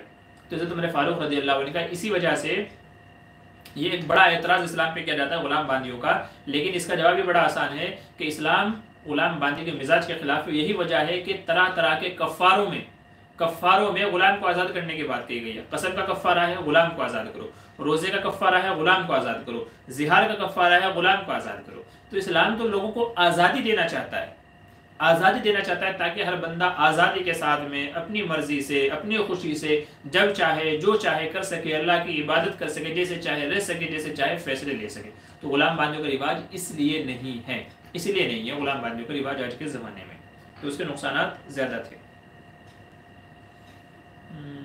شبنم عثمانی کہہ رہے ہیں ایک کوشچن اور ہے، خواب میں دانت گرتے دیکھنا، اس کی کیا تعبیر ہے؟ معذرت چاہتی ہوں مفتی صاحب، آج بہت سارے سوال ہیں، سارے ثواب دینے ہوں گے آپ کو اس پر۔ اچھا، لگتا ہے کہ آج کا جو ہے نا سوالوں کا جو کہتا ہے نا مین آف دی میچ لگتا ہے کہ آج آپ کے کھاتے میں جائے گا۔ دیکھیں خواب میں دانتوں کا گرنا، بعض علماء نے اس کی تعبیر ذکر کی ہے کہ عمر کم ہوگی، عمر کیا ہوگی؟ کم ہوگی. جس نے خواب دیکھا ہے اگر وہ دیکھتا ہے کہ میرے ہی دانت گرے ہیں، اس کا مطلب یہ ہے کہ اس کی عمر کم ہوگی. یہ بعض علماء نے اس کی تعبیر ذکر کی ہے. باقی یہ آپ مجھ سے بعد میں رابطہ کیجیے انشاءاللہ، میں اور مزید دیکھ کر کے اس کی خواب کی آپ کو بتاؤں گا. خواب کی تعبیر جو ہے وہ اصل میں فون پہ رابطہ کر کے معلوم کرنی چاہیے، ایسے معلوم نہیں کرنی چاہیے. ٹھیک ہے، چونکہ کچھ باتیں اور پوچھنے کی ہوتی ہیں، کب دیکھا، کیسے دیکھا، اور کیا کیا دیکھا، اور اس کے ساتھ میں کیا، تو بہت ساری چیزیں معلوم کرنے کی ہوتی ہیں، تو وہ ایسے نہیں معلوم کر سکتے ہیں. تو اس لیے بہتر یہ ہے کہ آپ دن میں، خاص کر دن میں، ظہر کے بعد میں ہم سے بات کرنے کا وقت ہے، ظہر سے لے کر کے رات کے 9-10 بجے تک کے آپ بات کر سکتے ہیں فون پہ، نمازوں کا وقت چھوڑ کر کے. تو آپ تب بات کیجیے گا انشاءاللہ تفصیل سے معلومات کر کے پھر آپ کو جواب دیں گے. باقی یہ ہے کہ صرف دانت گرنا آپ نے بولا ہے تو علماء نے اس کی تعبیر ذکر کی ہے کہ عمر کیا ہوگی؟ کم ہوگی. ماضی کے گناہ کی بات بھی دہرانا نہ چاہیے ہو، بس اس لیے معافی نہ مانگنا کوئی مسئلہ تو نہیں. ارے معافی مانگنے میں دقت کیا ہو رہی ہے آپ کو؟ مجھے یہ سمجھ میں نہیں آ رہا ہے. آپ بار بار معافی نہ مانگنا، معافی نہ مانگنا. آپ نے جرم کیا ہے تو معافی تو مانگو نا یار. اگر وہ بھی نہیں آپ کے اندر تو پھر انسانیت کہاں رہ گئی ہے آپ کی؟ مطلب گناہ کر کے آپ کو کوئی شرمندگی نہیں ہے، کوئی وہی نہیں ہے. اللہ سے بھی معافی مانگو، اس سے بھی معافی مانگو. جا کیا رہا ہے تمہارا؟ جا کیا رہا ہے؟ آپ صرف مطلقاً بول کے معافی مانگو، بھائی گناہ ہو گیا تھا، آپ بھی معاف کریں جو بھی ہوا ہے، اور اللہ سے بھی معافی مانگے. اس میں کیا مسئلے کی بات ہے؟ کیا اس میں اس کی بات ہے کہ بس گناہ کر کے چھوڑ دیں، معافی نہیں مانگ رہے؟ شیطان پھر واپس آپ کو نہیں تو اسی راستے پہ لے کر کے آئے گا. تو اس لیے معافی مانگنا ضروری ہے، بے انتہا ضروری ہے، تاکہ اپنے کو احساس ہو، اپنے کو احساس ہو کہ مجھ سے غلطی ہوئی تھی. معافی مانگنا دراصل اس غلطی کا احساس ہونا ہے، اور انشاءاللہ اس سے پھر بندہ دوبارہ اس چیز کو نہیں کرتا ہے. ٹھیک ہے، تو اصل تو اللہ سے معافی مانگنا ہے، سامنے والے سے معافی مانگنی چاہیے. شبنم عثمانی کہہ رہے ہیں ہمارے نبی کس طرف کی مانگ نکالا کرتے تھے؟ میں نے سنا ہے جی بیچ کی مانگ نکالتے تھے. آپ نے صحیح سنا ہے، بیچ میں سے آدھے بال ادھر اور آدھے بال ادھر، تو بیچ کی مانگ نکالا کرتے تھے. Sohail okay, good night, have a sweet dream. جی شکریہ، جزاک اللہ. آپ کو بھی جو ہے اللہ آرام و راحت کی نیند عطا فرمائے. جو جانا چاہے وہ جا سکتا ہے، کیونکہ وقت کافی ہو گیا ہے، 10:30 ہو رہے ہیں ابھی، تو کہیں کہیں جلدی سونے کا رواج ہوتا ہے. احسان شبیر السلام علیکم. جی وعلیکم السلام. کہہ رہے ہیں دعا for me and my family. جی اللہ تعالیٰ آپ کی تمام مشکلات کو حل فرمائے، ختم فرمائے، آپ کے مسئلوں کو آسان فرمائے، اور اپنے خزانہ غیب سے آپ کی مدد کی شکلیں اور صورتیں پیدا فرمائے. جو بھی مسئلے ہیں اللہ سب کو ختم فرمائے. کیا فاتحہ کا کھانا کھا سکتے ہیں؟ اور درگاہ کے جو بابا ہوتے ہیں ان کے نام کی فاتحہ کا کھانا کھانا کیسا ہے؟ اور محرم میں یا قرآن بخشنے کا جو تبرف ہوتا ہے وہ بھی کھا سکتے ہیں؟ تینوں باتیں آپ نے غلط پوچھی ہیں. تینوں کا اسلام میں کوئی ثبوت نہیں ہے. آپ نے جو فاتحہ ہمارے یہاں جو آج کل چلتی ہے، جو رواج میں جو چلتی ہے، جو آپ پوچھ رہے ہیں، اس کا بھی ثبوت نہیں ہے. اور باباؤں کے کھانے کی جو فاتحہ آپ نے کہی ہے اس کا بھی کوئی ثبوت نہیں ہے. اور محرم میں بخشنے کا جو آپ نے بولا وہ بھی، ان تینوں کا اسلام میں دور دور تک ثبوت نہیں ہے. نہ حضور سے کبھی ثابت ہے، نہ آپ کے بعد صحابہ سے ثابت ہے، نہ بزرگان دین سے ثابت ہے. کہیں سے کہیں تک بھی اس طرح کے کھانے کے فاتحہ کا ثبوت نہیں ہے. اس لیے علماء نے منع فرمایا ہے اس طرح کے پروگراموں میں بھی شرکت نہ کریں، اور اگر اس طرح کا کہیں سے کھانا وغیرہ آتا ہے اس کو بھی نہ کھائیں. اس سے دل کے اندر ظلمت پیدا ہوگی، اندھیرا پن پیدا ہوگا اس سے. ٹھیک ہے، چونکہ وہ ایک رسم و رواج بنا لیا گیا ہے. اسلام رسم و رواج کا نام نہیں ہے. اسلام رسم و رواج کا نام نہیں ہے، بلکہ جو ثابت ہے حضور سے، قرآن سے، حدیث سے، صحابہ کے عمل سے جو ثابت ہے وہ اصل دین ہے. اسی کو فالو کرنا ہے اور کامیابی اسی میں ہے. ٹھیک ہے، تو اس لیے یہ چیزیں آپ نے جو ساری باتیں پوچھی ہیں ساری غلط ہیں. شرمندگی ہے، اللہ سے معافی مانگ لی ہے، بٹ یہ ہے کہ جن کے ساتھ کیا تھا اس میں سے کچھ سے اب کوئی رابطہ نہیں رکھنا ہے، رکھا ہوں ہے اس لیے. ٹھیک ہے، بہرحال آپ کا دل جو گوارا کرے. بھی کیا کروں، آپ اتنا لمبا لمبا پوچھ رہے ہیں، تو اللہ سے تو معافی ضروری ہے ہی. ٹھیک ہے، تو اللہ سے معافی مانگتے رہیں بس. آپ ہو سکتا ہے اللہ تعالیٰ معاف فرما دے، بس آخری بات یہی کہوں گا. ٹھیک ہے، باقی تو یہ ہے کہ اصل تو وہی ہے کہ کیونکہ حقوق العباد جب تک کہ معاف نہیں ہوتے جب تک کہ بندوں سے بھی معافی نہ مانگ لی جائے. تو حقوق العباد کے لیے ضروری ہے کہ بندوں سے بھی معافی ہو اور اللہ تبارک و تعالیٰ سے بھی معافی ہو، اس کے بعد جا کر کے حقوق العباد معاف ہوتے ہیں. چلیے اچھا، آپ حضرات سے گزارش کرتا چلوں کہ ہمارا ایک اور چینل ہے مفتی بدر موٹیویشنل اسپیکر. تو ڈسکرپشن میں ہم نے اس کا لنک ڈالا ہوا ہے جس پہ ہماری شارٹ ویڈیو اور لائف سوال جواب پروگرام بھی اس میں ہمارا ہوتا ہے. تو خاص کر جمعرات کو ہم کبھی کبھی اس پہ لائف سوال جواب پروگرام کرتے ہیں. تو آپ حضرات سے گزارش ہے کہ آپ ڈسکرپشن میں سے لنک دیا ہوا ہے، تو برائے کرم آپ اس کو بھی چینل کو ہمارے سبسکرائب کر لیجئے. ٹھیک ہے، تو شارٹ ویڈیو کو دوسرے اور بہت ساری چیزیں آپ کو وہاں سے معلوم پڑ جائیں گی. ٹھیک ہے، تو ڈسکرپشن میں لنک ہے، وہاں سے آپ اس کو سبسکرائب کر لیجئے گا. देखिए, राब्ता नहीं है तो अलग बात है। आपने राब्ता नहीं रखा हुआ है, आप या राब्ते में ही कोई नहीं है, पता ही नहीं है कहाँ नहीं है, कहाँ मिलेगा, क्या नंबर है, वो सब चीज़ अगर नहीं है तो एक अलग बात है। जब पता ही नहीं है तो कैसे करेगा आदमी? ठीक है, आप बताएं क्या करूँ? बस मैं और क्या कह सकता हूँ इसमें? मेरा तो मशवरा यही है कि मैं अल्लाह से माफ़ी मांगते रहें, अल्लाह से माफ़ी मांगते रहें, बस यही कहूँगा आखिर में, और क्या कहूँगा। अगर चलिए, आतिफ असलम कह मुफ्ती साहब, आप कुरान की तफसीर के लेक्चर स्टार्ट करिए, हमारी दरख्वास्त है। ये देखिए, अभी रमज़ान में हमारे यहाँ सूरह यूसुफ की तफसीर हमने डाली थी, 10 उसके एपिसोड हैं हमारे, आप उसको सुनिएगा। तकरीबन आधे आधे घंटे के वो एपिसोड है, आधा घंटा या उससे कुछ ज़्यादा, कभी कम कभी ज़्यादा। तो पूरी सूरह यूसुफ की तफसीर माशाल्लाह पूरी तफसील के साथ में है, बहुत सारे आकाम व मसाइल, पॉइंट की बातें, बहुत सारे उसके अंदर चीज़ें हमने बयान की हैं। तो पहले आप उसको सुन लीजिए। और खुलासा कुरान के नाम से 3 साल की हमारी तफसीर है, 2018, 2019 और 2021 की। 2018-19 की जो है वो ऑडियो की शक्ल में है, और 2021 की वीडियो की शक्ल में है। तो आप ये हमारी तफसीर शॉर्ट, यानी जो हम कुरान करीम पढ़ते थे तरावी में, उसका खुलासा हम बताते थे, पूरे कुरान में से चंद जगहों से मुंतखब करके फिर उसके हम तफसीर शुरू किया करते थे। तो वो आप उसको सुन लीजिए। बाकी जो आपने बोला है कि तफसील से अगर शुरू करेंगे तो उसमें मेहनत भी बहुत दरकार है, और फिर पाबंदी के साथ में उसको करना, तो ये एक बड़ा अपने अंदर कह लीजिए बड़ा चैलेंज है। और उसके लिए फारिग वक्त निकालना, मेहनतें करना, फिर आप लोगों के सामने आना, तो ये बहुत डिफ़िकल्ट है फ़िलहाल। बाकी ये इंशाल्लाह कि एक ना एक रोज़ ज़रूर इसके ऊपर भी अमल किया जाएगा, आपकी बात ज़रा गौर की जाएगी, और जैसे ही अब इंशाल्लाह हालात साजगार होंगे, मसरूफियात कम होगी, मौका मिल आएगा तो इंशाल्लाह इसको भी शुरू करेंगे। आगे चलिए, शबनम उस्मानी क्या करें, क्या परफ्यूम लगाकर नमाज हो जाती है? औरत परफ्यूम या इत्र लगा सकती है घर में? जी, औरत इत्र वगैरह लगा सकती है, परफ्यूम भी लगा सकती है, बस ये है कि उसकी खुशबू बहुत ज़्यादा ना हो। ऐसी खुशबू ना हो कि बाहर निकले तो गैर महरम उसको सूंघे। गैर महरम को खुशबू जाए तो उससे हदीस में मना किया गया, बल्कि उसे बदतरीन औरत कहा गया है। क्या वो औरत बदतरीन है, और उसके ऊपर अल्लाह की लानत है जो खुशबू लगा करके बाहर निकले कि मर्द उसको सूंघे। तो इसलिए बहुत ज़्यादा खुशबू वाली, वो चाहे इतर हो, परफ्यूम हो, औरतों के लिए पसंदीदा नहीं है। तो हल्की फुल्की खुशबू हो, इतर हो, परफ्यूम हो, वो लगा सकती है, घर में भी लगा सकती है और बाहर भी निकल सकती है। बस उसमें यही रह गया मसला नमाज़ पढ़ने का, तो नमाज भी पढ़ सकती है, इतर में तो कोई मसला ही नहीं है। और परफ्यूम में जो अल्कोहल होता है, लोग उसी की वजह से मसला पूछते हैं, परफ्यूम में अल्कोहल होता है। तो परफ्यूम में जो अल्कोहल होता है वो हराम वाला नहीं होता। परफ्यूम में जो अल्कोहल होता है वो हराम वाला नहीं होता है, इसलिए उलमा फरमाते हैं कि उसको लगा करके नमाज पढ़ी जा सकती है। दूसरी बात ये भी है कि परफ्यूम जैसे ही लगाते हैं तो थोड़ी देर के बाद में वो अल्कोहल उड़ जाता है, थोड़ी ही देर में अल्कोहल उड़ जाता है। तो इतना आप उसको लगा करके नमाज पढ़ने के लिए जाएंगे वो उड़ जाएगा, इसलिए नमाज पढ़ने में कोई हरज की बात नहीं है। तो इधर परफ्यूम वगैरह लगा करके नमाज पढ़ सकते हैं, कोई मसला नहीं है। आगे चलेगा। SSAA पूछ रहे हैं, असल में पता है कहाँ है पर कोई कांटेक्ट नहीं है बिल्कुल भी, इसलिए अल्लाह से सच्ची तौबा कर ली जाए बस। और उन्होंने भी साथ मिलके किया हो गुनाह तो भी माफ़ी मांगी जाएगी? देखिए, माफ़ी तो मांगी जाएगी बहरहाल, क्योंकि बल्कि उनको भी मांगनी चाहिए। ठीक है, ये दोनों के हक में है, आपके लिए भी है, उनके लिए भी, मसला दोनों के लिए है। तो दोनों को माफ़ी मांगनी चाहिए। लेकिन अगर ऐसा है कि आप रब्ता नहीं करना चाहते हैं उनसे बिल्कुल, ताकि गुनाह का जिक्र ही ना हो, तो फ़िलहाल तो मेरे जहन में नहीं है। दूसरी बात, इंशाल्लाह मैं और दूसरे मुफ्तियान कराम से इस सिलसिले में मशवरा करके बाद में आपको बताऊंगा कि अगर आप ना चाहें उनसे रब्ता करके माफ़ी मांगना तो इसकी गुंजाइश है कि नहीं है। ठीक है, तो इंशाल्लाह मैं बाद में आपको इस बारे में पूछ करके बताऊँगा। बाकी तब तक तो यही है कि आप अल्लाह से माफ़ी मांगते रहें। अल्लाह से माफ़ी मांग ले तो इंशाल्लाह अल्लाह ताला तो बहरहाल माफ़ करने वाला है और हर चीज़ के ऊपर कादिर है। अच्छा, आगे चलिए।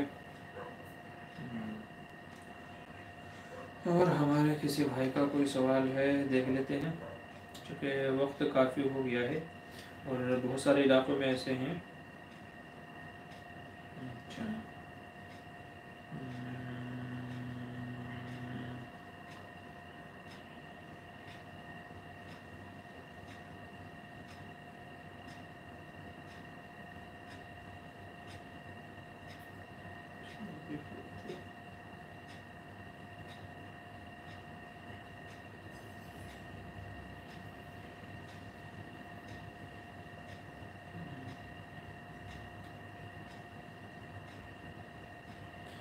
اچھا، یہاں پر میں ایک بات آپ سے عرض کر دوں. ابھی دو باتیں آپ کے سامنے عرض کرنی ہے. نمبر ایک بات تو یہ ہے کہ آج کل ایک میسج چلا ہوا ہے کہ قطر میں اور عمان وغیرہ میں کچھ جگہ خالی ہیں، تو ویزا ہیں علماء حضرات کے لیے، مسجد کے لیے، کچھ امامت کے لیے جگہ خالی ہیں.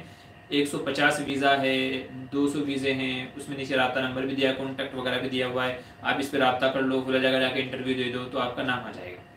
تو مجھے بھی ایک جگہ سے نہیں، دسیوں جگہ سے جاننے والوں نے مجھے وہ میسج بھیجا ہے کہ جی یہ قطر میں، عمان میں، سعودی میں، دبئی میں یہ جگہ خالی ہے امامت کے لیے، آپ ٹرائی کرو، انٹرویو دو جا کر کے.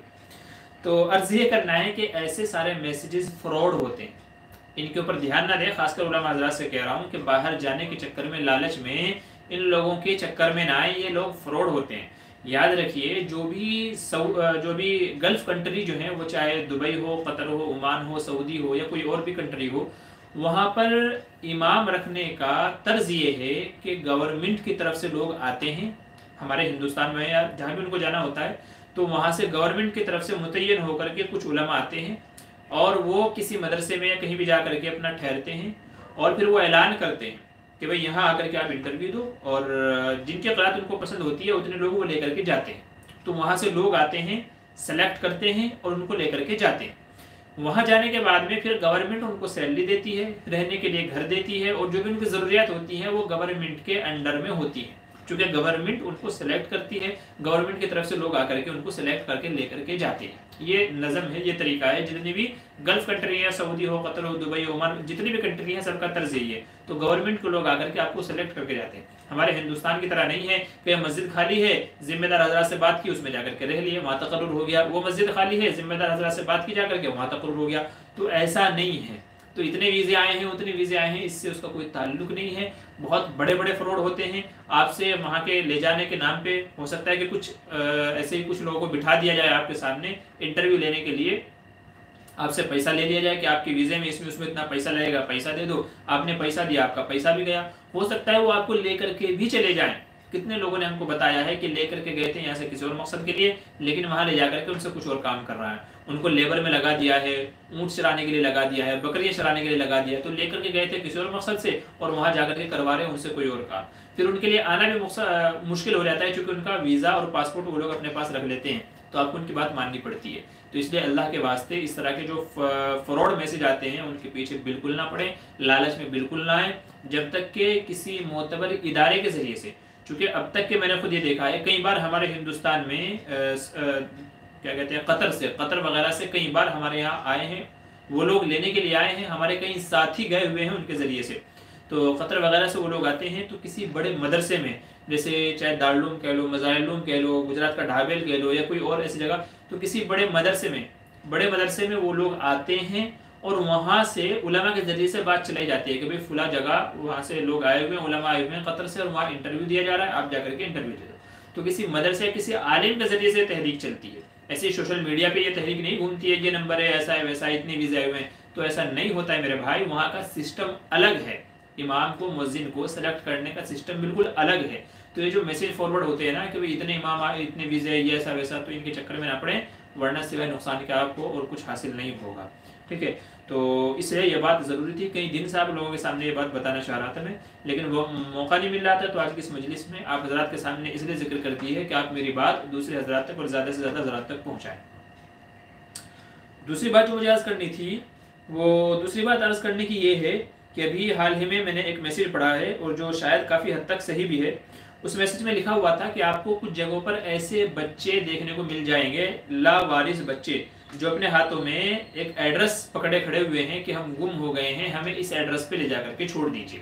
ایسے بچے آپ کو بس سٹاپ پہ، ریلوے اسٹیشن پہ، عام سڑکوں پر، چوراہوں پر مل جاتے ہیں آپ کو. ایسے بچے بھی، بچہ کس کا ہے پتہ نہیں کس کا بچہ ہے، 5 سال کا بچہ، 10 سال کا بچہ، 15 سال کا بچہ. تو 5 سال سے لے کر کے 15 سال تک کے بیچ کے بچے ہوتے ہیں وہ، جو گویا کہ کھو گئے ہیں. تو ان کے ہاتھ میں ایڈریس ہوتا ہے. جب ان سے پوچھتے ہیں بھائی تو کہاں کا ہے، کہاں جانا ہے، تجھے تیرے ماں باپ کون ہے، تو وہ بولے گا نہیں، آپ کو ایڈریس بتا دے گا. تو وہ ایڈریس پہ آپ اس کو لے جا کے چھوڑ دیں گے کہ بھائی یہ ایڈریس کا فلاں جگہ رہتا ہے، تو آپ لے جا کے چھوڑ دیں گے. یاد رکھیے ایسی غلطی کبھی نہ کریں. اگر آپ کو کوئی بچہ ایسا ملتا ہے جو کہہ رہا ہے کہ میں گم ہو گیا ہوں اور میرا ایڈریس یہ ہے، مجھے یہاں جانا ہے، تو یاد رکھیے اس کو اس کے گھر پہ لے کر کے بالکل نہ جائیں، بلکہ اس کو اپنے نزدیکی پولیس اسٹیشن میں لے کر کے جائیں اور پولیس کے حوالے کر دیں۔ پولیس اس کو جہاں بھی اس کا جو بھی ایڈریس ہوگا وہاں لے جا کر کے اس کو چھوڑے گی، کیونکہ ایسے کیسز سننے میں آ رہے ہیں۔ دیکھیں بہت سارے لوگوں کی الگ الگ دنیا ہے، الگ الگ فیلڈ ہے۔ ایک دنیا ہے الگ ہی آرگن چرانے کی، یعنی آدمی کے باڈی کے اندر جو بہت سارے قیمتی پارٹ ہیں، جیسے ہارٹ ہے، کڈنی ہے، لیور ہے، بہت ساری مطلب اعضائے رئیسی ہے جن کو کہا جاتا ہے، قیمتی، جو لاکھوں لاکھوں میں بکتے ہیں، کڈنی وغیرہ لاکھوں لاکھوں کی ان کی وہ ہوتی ہے۔ تو ایسے ایک گینگ ہے جو دھوکے سے لوگوں کو اپنے پاس بلاتا ہے، ان کو مار کر کے ان کے یہ کڈنی، دل وغیرہ، گردے وغیرہ بیچ دیتے ہیں۔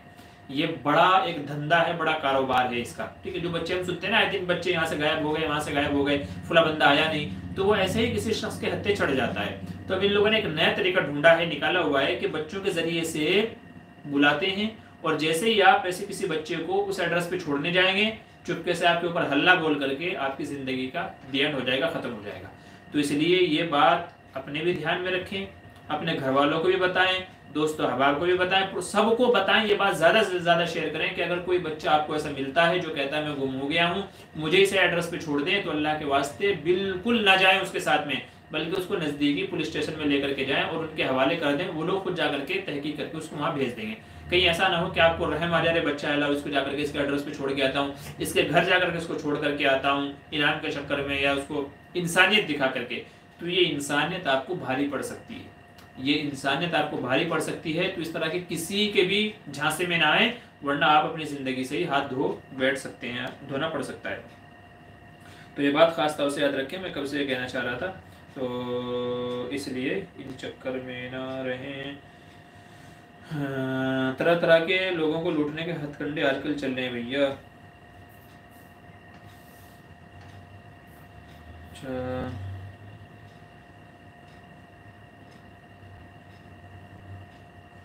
مفتی صاحب بڑا ناخن رکھنا کیسا ہے؟ ایم ڈی اکرم پوچھ رہے ہیں۔ جی بڑے ناخن رکھنا غلط ہے، حدیث میں منع کیا گیا ہے، بلکہ حضور صلی اللہ علیہ وسلم کا معمول یہ تھا کہ ہر 8ویں دن، جمعے کے دن، حضور اپنے ناخن کاٹا کرتے تھے، منہ زیر ناف ہوں، بغل کے بال ہوں، اور ناخن وغیرہ ہر جمعے کو کاٹا کرتے تھے۔ تو اس لیے بہتر یہی ہے کہ ناخن چھوٹے چھوٹے ہی رکھنے چاہیے، وقت پہ کاٹ لینے چاہیے۔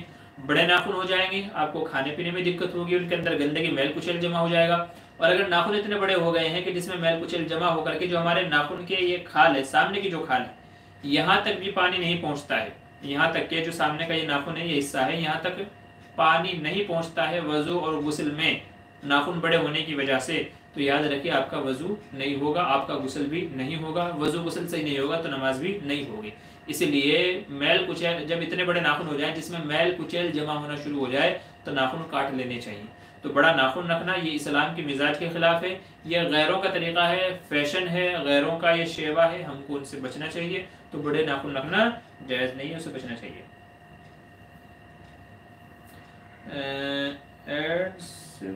کیا کہہ رہے ہیں حسن کھیراڑا بھائی، آپ کا سوال مجھے سمجھ میں نہیں آیا، تو ذرا آسان انداز میں آپ اپنے سوال کو بتا دیجیے۔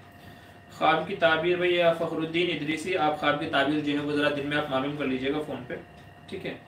ایم ڈی اکرم السلام علیکم۔ جی وعلیکم السلام۔ بنت عبدالواحد کریں، آپ کی 84 مجلس میں آپ نے ایجاب و قبول کا طریقہ سمجھایا، جس میں آپ نے فرمایا ہبہ کیا، ہدیہ کیا نہیں تو پھر کیا ہے بالتبا، نکاح کا لفظ بلت کیا ہے، بالتبا کیا لکھا ہے یار، یہ تو انگلش کی جو ہے نا مسئلہ یہ ہے کہ آدمی لکھتا کچھ اور ہے، سامنے والا پڑھتا کچھ اور ہے۔ نکاح کا لفظ کہنا ضروری ہے، بالتبا کا مطلب کیا ہے بھائی؟ میں دوبارہ سنوں گا میں نے کیا لفظ استعمال کیا تھا، مجھے سمجھ میں ہدیے کا وہ تو سمجھ میں آ رہا ہے، ٹھیک ہے، لیکن اور دوسرا یہ آپ نے کیا لکھا ہے سمجھ میں نہیں آ رہا ہے، تو وہ میں دوبارہ سنوں گا، پھر اس کے بعد آپ کو بتاؤں کہ اس کا کیا مطلب ہوتا ہے۔ میں نے کیا لفظ بولا تھا مجھے نہیں سمجھ میں آ رہا ہے کہ آپ نے کیا بولا ہے۔ اگر آپ اس کو اردو میں ٹرانسلیٹ کر کے اگر بھیجتے ہیں، اردو میں لکھ کے بھیجتے ہیں تو سمجھ میں آ جائے گا، تو انشاءاللہ جواب بھی دے سکتا ہوں میں کہ بھائی اس کا مطلب ہے۔ فخر الدین کے مفتی صاحب خواب کی تعبیر، جی آپ بھائی فخر الدین صاحب جو ہے آپ جو ہے وہ برائے کرم اپنے خواب کی جو بھی تعبیر ہے تو وہ آپ جو ہے دن میں پوچھ لیجیے گا، ٹھیک ہے۔ اچھا، اور ابھی کچھ وقت کے لیے جو میں لائیو نہیں تھا تو کچھ حضرات کے میرے خیال سے سوالوں کے جواب رہ گئے ہوں گے، تو اس لیے جس کے سوال کا جواب رہ گیا ہو، چونکہ ابھی مجھے شو نہیں ہو رہا ہے، وہ کئی سارے حضرات کے سوالوں کے جواب مجھے شو نہیں ہو رہے ہیں، تو اس لیے جس کے سوال کا جواب رہ جائے تو وہ براہ کرم دوبارہ پوچھ لے، یا تو پھر بعد میں آپ معلوم کر لیجیے گا، ٹھیک ہے۔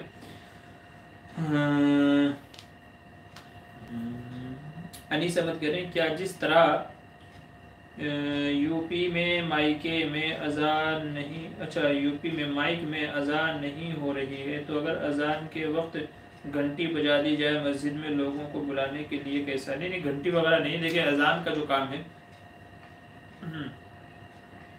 اذان وہ اذان سے ہی ہوگی، اس کا طریقہ گھنٹی وغیرہ بجانا یہ تو حضور صلی اللہ علیہ وسلم کے زمانے میں بھی یہ مشورہ ہوا تھا کہ بھئی لوگوں کو نماز کے بلانے کے لیے کیا کہنا ہے، گھنٹی بجایا جائے تو وہ تو غیر لوگ بجاتے ہیں، ناقوس بجایا جائے وہ بھی غیر لوگ کرتے ہیں، کیا کیا جائے؟ لیکن حضور نے کسی طریقے کو پسند نہیں فرمایا تھا، کسی بھی طریقے کو پسند نہیں فرمایا تھا۔ پھر اذان مشروع ہوئی تھی، اذان کے الفاظ من جانب اللہ فرشتے کے ذریعے سے سکھائے گئے تھے، تو گھنٹی وغیرہ کا طریقہ مناسب نہیں ہے۔ سب کے پاس فون ہیں، سب کے پاس الارم گھڑیاں ہیں، سب کے ہاتھ میں واچ ہے، تو گھنٹی کی ضرورت کیا ہے؟ اگر آپ کو نماز کی فکر ہے تو گھنٹی کی ضرورت ہی نہیں ہے آپ، تو جس کو نماز کی فکر ہوگی اسے گھنٹی کے اس کا وہ نہیں پڑے گا۔ ہر ایک کے موبائل فون میں اپلیکیشن ہے، ٹائم ٹیبل سب نظر آتا ہے، سب چیزیں نظر آتی ہیں، تو جب ٹائم ہو جائے تو آ جائے۔ صحابہ کے زمانے میں جب اذان بھی نہیں تھی لوگ خود بخود نماز کے لیے چلے جاتے تھے، لوگ خود بخود نماز کے لیے چلے جاتے تھے۔ مائک نہیں تھا وہ ٹائم پہ بھی، مائک نہیں تھا کہ بھئی پورے مدینے میں آواز پہنچتی تھی، دور دور تک اذان کی آواز جاتی تھی، مائک نہیں تھا، لیکن جن کو نماز کی فکر تھی وہ وہاں پہنچتے تھے۔ اس لیے شاعر نے کیا مطلب کسی بندے نے کیا خوب کہا ہے کہ بھئی حضور صلی اللہ علیہ وسلم کے زمانے میں بھی مائک نہیں تھا، مگر کوئی صحابی تھا، کوئی رہا ہوگا کہ جو مسجد میں نہیں پہنچتا ہوگا، ورنہ ہر صحابی مسجد میں جماعت سے نماز پڑھتا تھا، کسی کی جماعت نہیں چھوٹتی تھی۔ تو اس سے پتہ چلا کہ مائک ہمارے لیے کتنا ضروری ہے۔ تو جن کو پڑھنی ہے ان کو مائک کا انتظار نہیں کرنا پڑے گا، جن کو نہیں پڑھنی ہے تو دن رات مسجدوں سے اذان کی آوازیں آتی ہیں وہ تب بھی نہیں جاتے ہیں۔ آپ رمضان میں دیکھ لیجئے کیا سچویشن ہوتی ہے، رمضان کے بعد دیکھ لیجئے، رمضان میں مسجدیں بھری ہوتی ہیں، حالانکہ اذان کی آواز تب بھی تھی اور رمضان کے بعد بھی ہے۔ تو رمضان اگر رمضان میں آپ فرق سمجھ لیجئے، حالانکہ اذان پہلے بھی ہوتی تھی اب بھی ہوتی ہے، وہی 5 وقتہ نمازوں کی، وہی 5 وقتہ اب بھی۔ تو ہم لوگوں کو مائک کی ضرورت نہیں ہے، فکر کی ضرورت ہے۔ تو فکر کوڑھن جب دل میں پیدا ہو جائے گی تو انشاءاللہ مسجد میں پہنچنا خود بخود آسان ہو جائے گا۔ تو اس لیے مائک کیا ضروری ہے کیا نہیں وہ آپ سمجھ گئے ہوں۔ مجھے سمجھ نہیں آیا، اس لیے اچھا جو بھی ہوگا دیکھ میں انشاءاللہ بعد میں سن کے پوچھتا ہوں۔ فخر الدین اوپر لکھ دی ہے جی، خواب کی تعبیر جو ہے وہ اصل میں ابھی میرے پاس شو نہیں ہو رہا ہے، آپ کا جو بھی سوال ہوگا وہ شو نہیں ہو رہا ہے میرے پاس میں، تو آپ براہ کرم کل فون پہ مجھ سے بات کر کے رابطہ کر کے معلوم کر لیجیے گا۔ آپ نے کہا تھا ہبا کیا، ہدیہ کیا، بلا اتباع نکاح کیا، بلا نہیں بھائی میں سمجھ نہیں پا رہا ہوں کیا لفظ کہہ رہے ہیں، تو برائے کرم وہ جو بھی ہے تو مجھے دوبارہ آپ واٹس ایپ وغیرہ پہ بھیج دیجئے، یا تو پھر یہ 84 مجلس میں اگر آپ کہہ رہے ہیں تو میں انشاءاللہ اس کو سن لیتا ہوں تبھی جواب دے پاؤں گا۔ لفظ نہیں سمجھ میں آ رہا ہے تو کیا بولوں آپ کو۔ عاطف سلم کہہ رہے ہیں رمضان کی قضا روزے کو ایک ساتھ ادا کرنا ضروری ہوتا ہے کیا؟ جی نہیں، رمضان میں جو روزہ قضا ہو گئے تھے وہ آپ کبھی بھی رکھ سکتے ہیں، ایک آج رکھا، ایک 2 دن کے بعد، 6 دن کے بعد، 8 دن کے بعد، 10 دن کے بعد، آپ کی مرضی۔ آپ چاہیں تو سارے ایک ساتھ رکھ لیں اور چاہیں تو آپ الگ الگ کر کے 2 مہینے میں، 4 مہینے میں، 6 مہینے میں، جب چاہیں آپ رکھ سکتے ہیں، لیکن رکھنا ضروری ہے۔ تو ایک ساتھ رکھنا نہیں ضروری ہے، ہاں رکھنا ضروری ہے، جب بھی آپ کا دل کرے، جب بھی آپ کو موقع ملے، آپ کے لیے آسانی ہو تب آپ رکھ لیں۔ فخر الدین کہہ رہے میرے خواب میں گھر کے سب ممبرس کہہ رہے کہ جب یہ درود شریف پڑھ رہی تھی ہمارا منہ میٹھا ہو گیا۔ جی بہرحال آپ کل مسئلہ معلوم کر لیجیے، یہ تعبیر جو ہے وہ تعبیر آپ کل معلوم کر لیجیے گا برائے کرم، ٹھیک ہے، ابھی زحمت نہ دیں مجھے۔ تو اکثر حضرات کے سوالوں کے جوابات ہو گئے ہیں، اور جن کے سوال کا جواب رہ گیا ہو تو ان سے میں معذرت چاہتا ہوں۔ انشاءاللہ پھر یا تو وہ بعد میں معلوم کر لیجیے گا، ٹھیک ہے، اور یا تو فون وغیرہ پہ رابطہ کر کے مجھ سے معلوم کر لیجیے گا، یا کسی بھی ویڈیو کے کمنٹ میں آپ لکھ دیجیے گا، انشاءاللہ میں جواب دے دوں گا۔ آپ ممبئی میں ہو یا سہارنپور گاؤں میں کہاں ہو؟ جی ابھی تو میں ممبئی میں ہوں، گاؤں میں آؤں گا تھوڑا 8-10 دن چھوڑ کے تب آؤں گا، ابھی تو فی الحال تو میں ممبئی میں ہوں، ٹھیک ہے۔ تو چلیے اجازت دیجیے، کافی وقت ہو گیا، 11 بج چکے ہیں، آپ بھی آرام کیجیے، میں بھی انشاءاللہ بھی کھانا وغیرہ باقی ہے تو کھانا وغیرہ سے فارغ ہو جاتا ہوں میں۔ تو چلیے آج کے اس لائیو پروگرام کے اندر کئی سارے سوالوں کے جواب رہے ہیں ماشاءاللہ۔ تو اگلے ہفتے پھر ملاقات ہوگی آپ حضرات سے، اور انشاءاللہ اگلے ہفتے 9:30 بجے کا پروگرام ہمارا رہے گا، ٹھیک ہے۔ تو ابھی کے لیے اجازت دیجیے. آپ سب حضرات کا شکریہ جو آئے ہیں. کوشش کریں کہ ہمارے یہ دینی مسئلے مسائل کو دوسرے حضرات تک آپ شیئر کیجیے تاکہ ان کی معلومات میں اضافہ ہو, دینی مسئلوں سے ان کی واقفیت اور آگہی ہو, اور وہ بھی دین کو سمجھ کر کے صحیح سمجھ کر کے اس کے مطابق عمل کرنے والے بنیں. ٹھیک ہے, تو السلام علیکم. وعلیکم السلام. میں آپ کا میزبان محمد معمور بدر, اور آپ کا استقبال ہے ہمارے یوٹیوب چینل مفتی بدر آفیشیل پہ. اجازت دیجیے. خدا حافظ. شب بخیر. السلام علیکم ورحمۃ اللہ وبرکاتہ.